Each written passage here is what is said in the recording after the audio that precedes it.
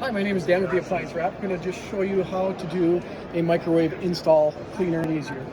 So you take that old microwave down, you're going to drill the holes in the cabinet, you're going to have a mess everywhere.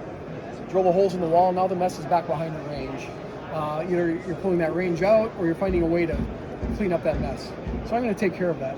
Super simple, drop cloth, nothing special, except one, it's the right size. Two, I do have a soft side and a standard side. That way the same side gets put up every single time. You don't have that dust from your previous install getting on top of that range. Then I'm going to take this step stool, simply unclick it.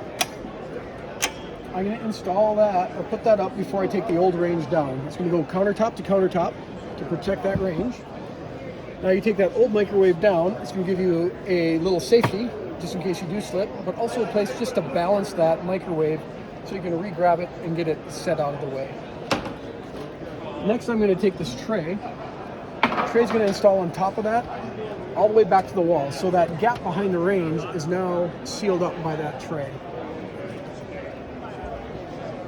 I'm going to take that piece of paper that they give you for each separate microwave install.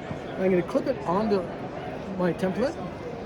And now, as you can see, those holes are actually visible and sturdy, so one person can actually hold it. So now, with one hand, I can hold that template. I can drill my holes.